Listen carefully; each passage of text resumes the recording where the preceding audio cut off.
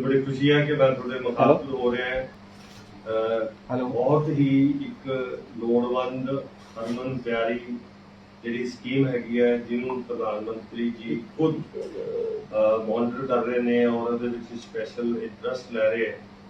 ਔਰ ਜਿਸ ਤਰ੍ਹਾਂ ਆਪਾਂ ਨੂੰ ਪਤਾ ਸਾਰਿਆਂ ਨੂੰ ਕਿ ਪਾਣੀ ਪਹਿਲਾ ਜੀਓ ਜਿਹੜੀ ਸ੍ਰਿਸ਼ਟੀ ਦੀ ਰਚਨਾ ਹੋਈ ਹੈ ਜੀ ਉਹ ਪਾਣੀ ਤੋਂ ਸ਼ੁਰੂ ਹੋਈ। ਇਹ ਮੰਨਿਆ ਜਾਂਦਾ ਕਿ ਪਾਣੀ ਤੋਂ ਜੀਵ ਦੇ ਜੀਵਾ ਤੋਂ ਕੇ ਆਪਣੇ ਤੱਕ ਜਿਹੜੀ ਸਾਰੀ ਸ੍ਰਿਸ਼ਟੀ ਹੈ ਉਹ ਪਹੁੰਚੀ। ਔਰ ਆਪਾਂ ਦੂਸਰੀ ਗੱਲ ਵੀ ਕਰਦੇ ਹਾਂ ਕੌਮ ਗੁਰੂ ਪਾਣੀ ਪਿਤਾ ਮਾਤਾ ਧਰਤੀ। ਤੋਂ ਪਾਣੀ ਦੇ ਨਾਲ ਜਿੰਨੀ ਹਵਾ ਜ਼ਰੂਰੀ ਹੈ ਜਿੰਨੀ ਧਰਤੀ ਜ਼ਰੂਰੀ ਹੈ ਉਨਾ ਹੀ ਜਿਹੜਾ ਪਾਣੀ ਹੈ ਉਹਦੀ ਸਾਡੇ ਜੀਵਨ ਦੇ ਵਿੱਚ ਮਹੱਤਤਾ ਹੈ। ਤੋ ਇਹ ਜਿਹੜਾ ਜਲ ਜੀਵਨ ਮਿਸ਼ਨ ਹੈਗਾ ਇਹ ਆਨਰੇਬਲ ਪ੍ਰਾਈਮ ਮਿਨਿਸਟਰ ਸਾਹਿਬ ਨੇ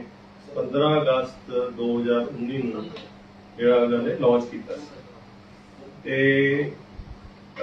ਜਿਹੜੀ ਇਹ ਵੀ ਆਪਾਂ ਨੂੰ ਪਤਾ ਹੈ ਵੀ ਜਿਹੜੇ ਪਿਛਲੇ 70 ਸਾਲ ਸੀਗੇ ਆਜ਼ਾਦੀ ਦੇ ਉਹਦੇ ਵਿੱਚ ਜਿਹੜੀਆਂ ਬੇਸਿਕ ਨੀਡਸ ਸੀਗੀਆਂ ਲੋਕਾਂ ਦੀਆਂ ਖਾਸ ਕਰਕੇ ਗਰੀਬ ਤਬਕੇ ਦੀਆਂ ਉਹਨਾਂ ਤੇ ਕੋਈ ਅਸੀਂ ਤਵੱਜੋ ਸਾਡਾ ਦੇਸ਼ ਜਿਹੜਾ ਹੈਗਾ ਉਹ ਮੌਕੇ ਦੀਆਂ ਸਰਕਾਰਾਂ ਨਹੀਂ ਦੇ ਸਕਦੀਆਂ। ਸੋ ਪ੍ਰਧਾਨ ਮੰਤਰੀ ਜੀ ਨੇ ਇੱਕ ਤਹਈਆ ਕੀਤਾ ਕਿ ਅਸੀਂ ਬੇਸਿਕ ਜਿਹੜੀਆਂ ਨੀਡਸ ਨੇ ਉਹਨਾਂ ਨੂੰ ਲੋਕਾਂ ਦੀਆਂ ਨੂੰ ਐਡਰੈਸ ਕਰੀਏ, ਆਮ ਜਨਤਾ ਨੂੰ ਜਿਹੜੀ ਹੈ ਕਿਉਂਕਿ ਉਹਨਾਂ ਨੇ ਇਹ ਜਿਹੜੀ ਪੀੜਾ ਹੈਗੀ ਹੈ ਉਹ ਖੁਦ ਹੰਢਾਈ ਹੋਈ ਹੈ। ਔਰ ਖਾਸ ਕਰਕੇ ਜਿਹੜੀ ਬੀਜੇਪੀ ਦੀ ਪਾਰਟੀ ਹੈ ਜਿਹੜੀ ਬਹੁਤ ਹੇਠਲੇ ਲੈਵਲ ਤੋਂ ਪਿੰਡ ਪੱਧਰ ਤੋਂ ਜਾਂ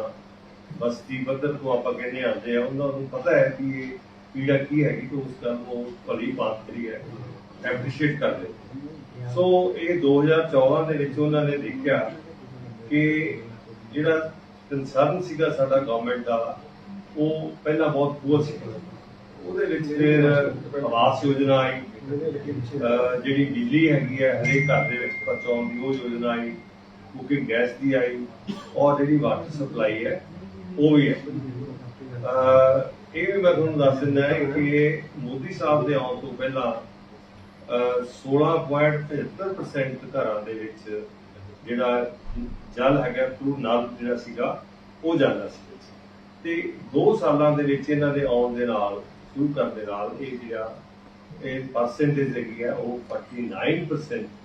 ਜਿਹੜੀ ਤੱਕ ਹੈ ਉਹ ਪਹੁੰਚ ਗਈ। ਤੇ ਇਹ ਤਹਈਆ ਕੀਤਾ ਹੋਇਆ ਹੈ ਕਿ 2024 ਤੱਕ ਹਿੰਦੁਸਤਾਨ ਦਾ ਕੋਈ ਘਰ ਨਹੀਂ ਰਹੇਗਾ ਜਿਹਨੂੰ ਜਿਹੜਾ ਨਲ ਸੇ ਜਲ ਜਿਹੜਾ ਹੈਗਾ ਉਹ ਸਪਲਾਈ ਨਹੀਂ ਹੋਏ। ਔਰ ਇਹਦੇ ਨਾਲ ਜਿਹੜਾ safe and assured water supply ਹੋਈ, ਜਿਹੜੀਆਂ ਵਾਟਰ ਬੋਰਡ ਡਿਜ਼ੀਜ਼ ਹੈਗੀਆਂ ਨੇ ਉਹ ਘਟਣਗੀਆਂ। ਜਿਹੜੀਆਂ ਸਾਡੀਆਂ ਔਰਤਾਂ ਆਪਣੇ ਪੰਜਾਬ ਦਾ ਚੰਡੀਗੜ੍ਹ ਤੇ ਪ੍ਰੋਬਲਮ ਨਹੀਂ ਹੈ, ਪਰ ਨਹੀਂ ਤਾਂ ਆਪਾਂ ਦੇਖਦੇ ਹਾਂ ਜਿਹੜੀਆਂ ਸੀਟਾਂ ਦੇ ਵਿੱਚ ਪਾਣੀ ਦੀ ਘਾਟ ਹੈਗੀ ਆ ਉਹ ਲੇਡੀਜ਼ ਜਿਹੜੀਆਂ ਹੈਗੀਆਂ ਖਾਸ ਕਰਕੇ ਉਹ ਵਿਚਾਰੀਆਂ ਸਾਰਾ ਦਿਨ ਆਪਣੇ ਪਾਣੀ ਧੋਣ ਤੇ ਜਿਹੜੀਆਂ ਹੈਗੀਆਂ ਉਹ ਲੱਗੀਆਂ ਰਹਿੰਦੀਆਂ ਨੇ ਔਰ ਉਹਦੇ ਨਾਲ ਉਹਨਾਂ ਦੀ ਐਨਰਜੀ ਟਾਈਮ ਹੈਲਥ ਸਭ ਕੁਝ ਜਿਹੜਾ ਵੇਸਟ ਹੁੰਦਾ ਹੈ। ਸੋ ਇਹ ਸਕੀਮਾਂ ਦੇ ਨਾਲ ਜਿਹੜੀ ਇੱਕ ਨਵੀਂ ਗਤੀ ਤੇ ਨਵੀਂ ਜਿਹੜੀ ਕਰੋੜਾਂ ਘਰਾਂ ਤੱਕ ਜਿਹੜੀ ਹੈਗੀ ਆ ਉਹਨੂੰ ਅਸੀਂ ਬਚਾ ਰਹੇ। ਇਹ 6 ਕਰੋੜ ਸੀਗੀ ਔਰ 2 ਸਾਲਾਂ ਦੇ ਵਿੱਚ 6 ਕਰੋੜ 15 ਲੱਖ ਦਾ ਜਿਹੜਾ ਇਹਦੇ ਵਿੱਚ 31.87% ਦਾ ਜਿਹੜਾ ਹੈਗਾ ਵਾਧਾ ਹੋਇਆ। ਤੋ ਰੂਰਲ ਹਾਊਸ ਏਰੀਆ ਦੀ ਜੇ ਆਪਾਂ ਗੱਲ ਕਰੀਏ ਤਾਂ ਉਹਦੇ ਵਿੱਚ 19 ਕਰੋੜ 31 ਲੱਖ ਹਾਊਸਿਸ ਨੇ। ਤੇ ਇਹਦੇ ਵਾਸਤੇ ਜਿਹੜਾ ਬਜਟ ਹੈਗਾ ਉਹ 22-23 ਦੇ ਵਿੱਚ 60,000 ਦਾ ਸੀਗਾ, ਵੇਅਰ 21-22 ਦੇ ਵਿੱਚ 40,000 ਦਾ ਸੀਗਾ, 40,000 ਕਰੋੜ ਦਾ। ਉਹ ਵਧਾ ਕੇ 50% ਕੀਤਾ ਗਿਆ ਔਰ ਉਹਦੇ ਨਾਲ ਜਿਹੜਾ ਟਾਰਗੇਟ ਹੈਗਾ ਉਹ ਵੀ ਜਿਹੜਾ ਹੋ ਗਿਆ। ਔਰ 50 ਸਾਲਾਂ ਦਾ ਜਿਹੜਾ ਬਜਟ ਪ੍ਰੀਵਿਜ਼ ਹੈਗਾ ਉਹ 3,60,000 ਕਰੋੜ 3,60,000 ਕਰੋੜ ਰੁਪਏ ਦਾ ਜਿਹੜਾ ਹੋਏਗਾ। ਤੇ ਕਈ ਸਟੇਟਾਂ ਇਹੋ ਜਿਹੀਆਂ ਹੈਗੀਆਂ ਜਿੱਥੇ 100% ਜਲ ਸੇ ਨਾਲ ਦੀ ਜਿਹੜੀ ਹੈਗੀ ਆ ਉਹ ਅਸ਼ੋਰ ਹੋ ਗਿਆ। ਉਹਦੇ ਵਿੱਚ ਅੰਡੇਮਾਨ ਨਿਕੋਬਾਰ ਹੈਗੀ, ਦਾਦਰਾ ਨਗਰ ਹਵੇਲੀ ਹੈ, ਗੋਆ ਹੈ, ਹਰਿਆਣਾ ਹੈ, ਪੌਂਡੀਚੇਰੀ ਹੈ, ਤੇਲੰਗਾਨਾ ਹੈ। ਤੇ 106 ਜ਼ਿਲ੍ਹਿਆਂ ਦੇ ਵਿੱਚ ਇਹ ਸਕੀਮ ਜਿਹੜੀ ਹੈਗੀ ਹੈ ਚੱਲ ਰਹੀ ਹੈ ਔਰ 107 ਜ਼ਿਲ੍ਹਿਆਂ ਦੀ ਜਿਹੜੀ ਸਕੀਮ ਹੈਗੀ ਉਹ ਆਲਰੇਡੀ ਜਿਹੜੀ ਉਹਦੀ ਪਲੈਨਿੰਗ ਆ ਉਹ ਤਿਆਰ ਹੋ ਚੁੱਕੀ ਹੈ ਜਾਂ ਤਿਆਰ ਹੋ ਰਹੀ। ਤੇ ਅਸੀਂ ਇਹਦੇ ਵਿੱਚ 17,39,000 ਸਕੂਲਾਂ ਨੂੰ जल्द से नाल दी स्कीम लागू कर चुके हैं और आंगनबाड़ियां भी ਉਹਦੇ ਵਿੱਚ कवर ने और 4,82,000 ਪਿੰਡਾਂ ਦੇ ਵਿੱਚ ਕਮੇਟੀਆਂ ਆਲਰੇਡੀ ਬਣ ਚੁੱਕੀਆਂ ਨੇ और 4 ਲੱਖ ਜਿਹੜੇ ਪਿੰਡ ਨੇ ਉਹਨਾਂ ਦੇ ਵਿੱਚ ਕਮੇਟੀਆਂ ਜਿਹੜੀਆਂ ਹੈਗੀਆਂ ਨੇ ਅੰਡਰਵੇ और ਇਹ ਜਿਹੜੀ ਸਕੀਮ ਹੈਗੀ ਹੈ ਇੱਕ ਜਿਹੜੀ ਅਰਬਨ ਦੇ ਵਿੱਚ ਏਰੀਆ ਦੇ ਵਿੱਚ ਵੀ ਸਕੀਮ ਇਹ ਲਾਗੂ ਹੋਏਗੀ और ਇਹਦੇ ਨਾਲ ਜਿਹੜੀ ਬੈਨੀਫਿਟ ਹੈਗੇ ਹਿਲੀ ਏਰੀਆ ਦੇ ਵਿੱਚ ਰੂਰਲ ਏਰੀਆ ਦੇ ਵਿੱਚ ਜਿਹੜੀਆਂ ਲੇਡੀਜ਼ ਨੇ ਸਾਡਾ ਜਿਸ ਤਰ੍ਹਾਂ ਪਹਿਲਾਂ ਦੱਸਿਆ ਉਹਨਾਂ ਨੂੰ ਜਿਹੜੀ ਪਾਣੀ ਦੀ ਪ੍ਰੋਬਲਮ ਆ ਉਹ ਪੂਰੀ ਜਿਹੜੀ ਹੈਗੀ ਹੈ ਰਿਜ਼ੋਲਵ ਹੋਈ ਇਹ ਜਲ ਮਿਸ਼ਨ ਸਕੀਮ ਦੇ ਤਹਿਤ ਇਰੀਗੇਸ਼ਨ ਵੀ ਜਿਹੜੀ ਹੈਗੀ ਹੈ ਉਹ ਉਹਦੇ ਵਿੱਚ ਕਵਰਡ ਹੈਗੀ तो प्राइम मिनिस्टर साहब ने जी स्कीम दिसंबर 2021 तक सी 93,068 करोड़ की वो एक्सटेंड कर दी गई हैगी है 2021 तो लैके 26 तक और ये जी एक्सेलरेटेड स्कीमां हैगियां ने सख्त वो भी है और हर खेत दे विच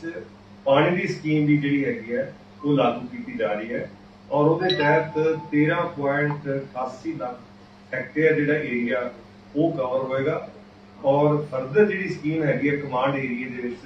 एरिया लियाण वास्ते वो 30.23 लाख हैक्टेयर की फर्दर जी स्कीम हैगी है वो हैगी एक हिमाचल प्रदेश के विच बराज बन रहा है रेणुका जी करके ਉਹਦੇ ਨਾਲ ਜਿਹੜੀ ਲਖਵਾਰ ਮਲਟੀਪਰਪਸ ਜਿਹੜਾ ਉੱਤਰਾਖੰਡ ਦੇ ਵਿੱਚ ਵੀ ਬਰਾਜ ਹੈਗਾ ਇਹ ਜਿਹੜੀਆਂ ਸਕੀਮਾਂ ਪਹਿਲਾਂ ਨਹੀਂ ਜਿਹੜੀਆਂ ਸਟੇਟਾਂ ਰਨ ਕਰ ਸਕਦੀਆਂ ਸੀ ਉਹਦੇ ਵਿੱਚ ਸੈਂਟਰਲ ਗਵਰਨਮੈਂਟ ਨੇ ਆਪਦਾ ਜਿਹੜਾ ਹਿੱਸਾ ਹੈਗਾ ਉਹ 90% ਕਰ ਦਿੱਤਾ ਹੈ ਤਾਂ ਕਿ ਸਕੀਮਾਂ ਕੰਪਲੀਟ ਹੋਣ ਔਰ ਉਹਦੇ ਨਾਲ ਜਿਹੜੀਆਂ ਸਟੇਟਾਂ ਹੈਗੀਆਂ ਦਿੱਲੀ HP ਉੱਤਰਾਖੰਡ UP ਔਰ ਰਾਜਸਥਾਨ ਨੂੰ ਇਹਨਾਂ ਸਕੀਮਾਂ ਦਾ ਜਿਹੜਾ ਹੈਗਾ ਫਾਇਦਾ ਹੋਏਗਾ तो हर खेत को पानी और पानी के जी खेतीयोग भूमि हैगी है वो भी डिवेलप की जा रही है और जी वाटर रिसोर्स स्कीम हैगी है वो भी जो शेयर सीगा सेंट्रल गवर्नमेंट का वो 25% तो बढ़ा के 60% कर दिता गया ताकि ये स्कीमां जी हैगी वो आसानी के नाल जी लागू हो सकन क्योंकि आपको पता है जिन्नियां भी स्टेट्स ने उन्होंने थोड़े रिसोर्सिज घट होंगे ने स्कीमां डिले होंगी सो एक जी वाटर सेट स्कीम हैगी है ਉਹਦੇ ਨਾਲ ਜਿਹੜਾ रेन फेड एरिया है वो कवर होएगा सॉइल कंजरवेशन कवर होएगी एक होर भी तुहानूं पता होना शायद बजट दे विच स्कीम लिआंदी गई सी केन बेटवा रिवर्स दे दो इन्हां दोनों रिवर्स नूं 44,605 करोड़ रुपए की लागत नाल ये दो रिवर्स की लिंकेज हो रही है और ये 9 लाख हैक्टेयर एरिया कवर होएगा और 62 ਲੱਖ ਲੋਕਾਂ ਨੂੰ ਇਹਦਾ ਫਾਇਦਾ ਹੋਏਗਾ 103 ਮੈਗਾਵਾਟ ਜਿਹੜੀ ਇਹਦੇ ਵਿੱਚੋਂ ਹਾਈਡਰੋ ਦੀ ਜਿਹੜੀ ਬਿਜਲੀ ਪੈਦਾ ਕੀਤੀ ਜਾਏਗੀ ਔਰ 27 ਮੈਗਾਵਾਟ ਜਿਹੜਾ ਹੈਗਾ ਸੋਲਰ ਬਿਜਲੀ ਹੈ ਉਹ ਪੂਰੀ ਕੀਤੀ ਜਾਏਗੀ ਇਹਦੇ ਨਾਲ ਇੱਕ ਹੋਰ ਸਕੀਮ ਹੈਗੀ ਹੈ 5 ਰਿਵਰਸ ਲਿੰਕ ਸਕੀਮ ਹੈਗੀ ਹੈ ਜਿਹਦੀ ਕਿ DPR ਬਣ ਚੁੱਕੀ ਹੈ ਇਹਦੇ ਨਾਲ ਦਮ ਨਰੇਗਾ ਪ੍ਰਤਾਪੀ ਨਰਮਦਾ ਗੋਦਾਵਰੀ कृष्णा पैनाल कावेरी जी हैगी है ये रिवर्स ने वो भी जुड़े जा सो इन ब्रीफ मैं थोनों दसना चाहता सी क्योंकि इसकी इंपॉर्टेंस जिन्नी भी आप घट देइए उन्नी ज़्यादा देने की लोड़ हैगी है क्योंकि जल के नाल ही जीवन है और लोग जिहड़े प्रभावित ने सानू शायद ना उस तरह उन्होंने डीपली एप्रीशिएट कर सकिए क्योंकि असीं सब का ही पता पानी हम तो 24 घंटे सप्लाई है तो छड़ते भी सी कई सियाने बंदे एवं भी है वो कहते भी मैं एक बाल्टी नाल नहीं नहाना क्योंकि जिस तरह आप कहते हैं भी electricity saved is far better than electricity generated जो असीं जनरेट करते वो कॉस्ट आती है फिर वो ट्रांसमिशन लाइन चाहिए फिर ट्रांसमिशन लॉस होंदा है फिर डिस्ट्रीब्यूशन सिस्टम सानू देने पैंदे ने फिर अपना कितना स्टाफ इंप्लॉय करना पैंदा और फिर जी चोरी होंगी है वो है सो जी जे आप हम बल्ब ना जगाएगी या घट जगाएगी जी सेव करनी वो कई गुणा बैटर है जनरेटेड होगी तो अगे डिस्ट्रीब्यूट होगी फिर कंज्यूमर तक आएगी इस तरह जी पानी है पानी की भी सानू जी बचत हैगी बहुत जरूरी है और एक थ्योरी हैगी है कि आने वाली 3rd वर्ल्ड वार एक रशिया ने शुरू करता काम ਅਦਰਵਾਈਜ਼ ਉਹ ਕਹਿੰਦੇ ਜੇ ਅਗਲੀ ਥਰਡ ਵਰਲਡ ਵਾਰ ਲੱਗੇਗੀ ਤਾਂ ਉਹ ਡਰਿੰਕਿੰਗ ਵਾਟਰ ਤੇ ਲੱਗੇ, ਉਹ ਤਾਂ ਮੈਨੂੰ ਜ਼ਿਆਦਾ ਪਤਾ। ਸੋ ਪਾਣੀ ਦੇ ਜਿਹੜਾ ਕ੍ਰਾਈਸਿਸ ਹੈਗਾ, ਆਪਾਂ ਕਿਸੇ ਵੇਲੇ ਕਹਿੰਦੇ ਸੀ ਵੀ ਦੁੱਧ ਨਹੀਂ ਵੇਚੀਦਾ, ਤੇ ਦੁੱਧ ਵੀ ਵਿਕਣ ਲੱਗ ਗਿਆ, ਤੇ ਹੁਣ ਤਾਂ ਪਾਣੀ ਵੀ ਵਿਕ ਰਿਹਾ। ਪਾਣੀ ਦਾ ਮੁੱਲ ਵੀ ਉਹੀ ਹੈ, ਚਾਹੇ ਦੁੱਧ ਲੈ ਲਓ ਚਾਹੇ ਜੂਸ ਲੈ ਲਓ। ਸੋ ਪਾਣੀ ਦੀ ਜਿਹੜੀ ਕਿੱਲਤ ਹੈ, ਖਾਸ ਕਰਕੇ ਜਿਹੜਾ ਹੈਲਦੀ ਡਰਿੰਕਿੰਗ ਵਾਟਰ ਹੈਗਾ, ਉਹ ਸਾਨੂੰ ਜ਼ਰੂਰ ਉਹਨੂੰ ਇੰਪੋਰਟੈਂਸ ਦੇਣੀ ਚਾਹੀਦੀ ਹੈ। ਔਰ ਜੇ ਤੁਸੀਂ if you go into countries like Singapore, ਉੱਥੋਂ ਤੁਹਾਨੂੰ ਪਤਾ ਲੱਗੂਗਾ ਕਿ ਉਹਨਾਂ ਕੋਲੇ ਰੇਨਫੈਡ ਏਰੀਆ ਹੀ ਨਹੀਂ ਹੈ, ਉਹਨਾਂ ਦਾ ਆਪਦਾ ਪਾਣੀ, ਉਹ ਤਾਂ ਕੋਈ ਸੋਰਸ ਨਹੀਂ, ਦਰਿਆ ਸਮੁੰਦਰ ਦਾ ਚਾਰਜ ਕਰੇ ਤੇ ਸਮੁੰਦਰ ਨੂੰ ਰਿਕਲੇਮ ਕਰਕੇ ਐਕਸਪੈਂਡ ਕਰਦੇ ਹੈ। तो जिन्नी उन्होंने टोटल वाटर सप्लाई मिली है वो सारी मलेशिया तो है। और तुम हैरान हो गए, शायद तुम्हें पता ही होना है, मलेशिया तो बाद 1957 मलेशिया इंडिपेंडेंट हुआ, ਤੇ 64 ਜਾ ਕੇ ਆਪਣੇ ਤੋਂ 17 ਸਾਲ ਬਾਅਦ ਸਿੰਗਾਪੁਰ ਨੂੰ ਆਜ਼ਾਦੀ ਮਿਲੀ। ਔਰ ਜੇ ਤੁਸੀਂ ਉਸ ਵੇਲੇ ਦੇ ਉਹਨਾਂ ਦੇ ਜਿਹੜਾ ਪ੍ਰੀਮੀਅਰ ਸੀਗਾ ਉਹਦੀ ਦੇਖੋ ਮੂਵੀ ਅਵੇਲੇਬਲ ਆ, ਉਹ ਹੀ ਕ੍ਰਾਈਡ,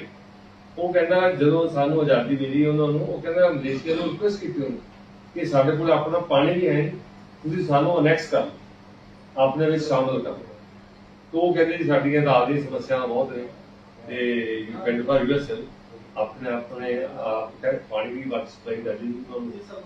जाती हैगी, पर मैनूं ये है पानी की इंपोर्टेंस उस बंदे नूं ज़्यादा पता है जिहड़े सी वाटर नूं कन्वर्ट करदे ने, जिहड़ा स्लश वाटर साडा जिहड़ा सीवर है ਉਹਨੂੰ ट्रीट करते हैं और वो आप पींदे ने, फिर तुहानूं कहंदे भी ਇਹਨੂੰ ਤੁਸੀਂ ਵੀ ਇਹ ਡਰਿੰਕੇਬਲ ਪੋਰਟੇਬਲ हैगा, ਇਹਨੂੰ ਪੀ ਸਕਦੇ। So thank you for your time.